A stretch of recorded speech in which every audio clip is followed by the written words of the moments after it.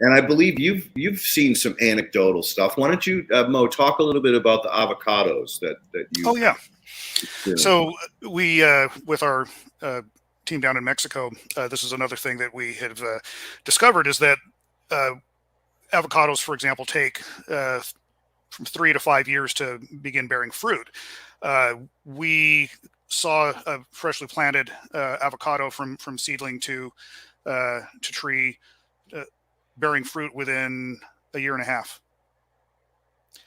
So that was one of the things that we most recently did early on when I was doing my initial testing. And again, this is just my anecdotal testing at home and in my yard where I was refining, just basically starting and refining the process a little bit. Grew like artichoke plants where you take the untreated plant and it produces 4 artichokes. I put a treated plant, produces 7. And they grow faster and they require less water.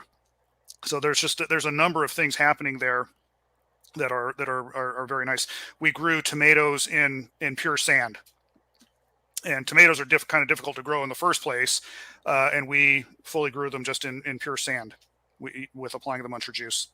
So there's just, I can give example after example of different things that we've grown with it now, and now that we're doing the third-party testing with these other entities now, we're starting to see these results bear it out again.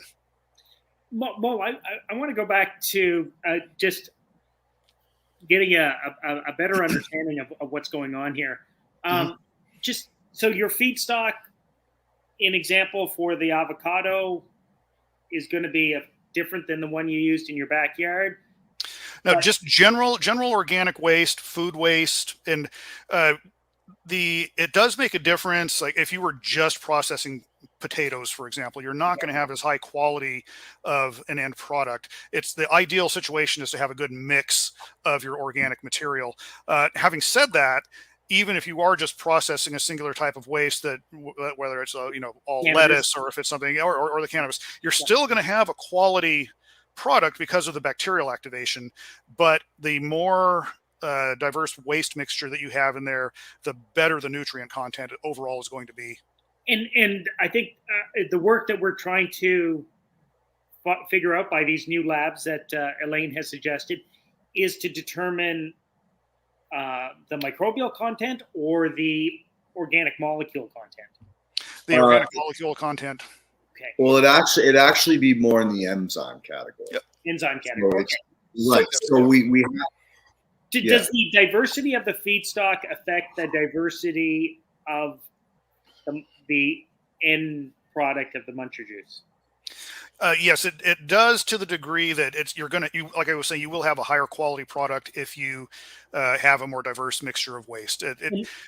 Yeah, and that's related to an increased diversity of the proprietary microbes. Well, the microbes themselves are going to be the same.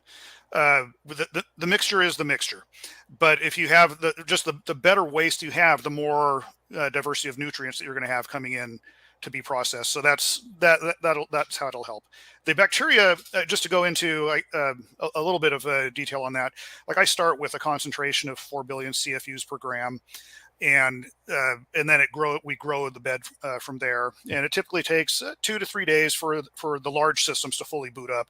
A benchtop unit takes a couple hours, but again, we're using a much smaller deal on that. But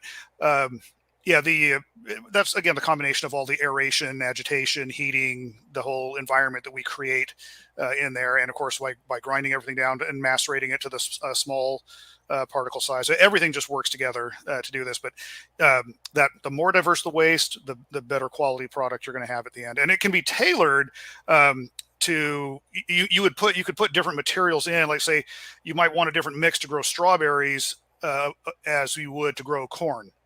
Mm-hmm. And thanks, Al, for asking that question, because that's where I was kind of going with the fact that after we ran the cannabis, I wanted to send it out to cannabis growers under the assumption that that would have been a better nutrient mix for cannabis cultivation. So that, we're just beginning that phase of, okay, originally we were just saying, all right, whatever feedstocks we got, But now, as we move forward, we're going to start tailoring the feedstocks toward the plant that we're going to apply it to. Yeah. And again, we're so in the beginning phases of this understanding and the possibilities and potential of this. It's not funny.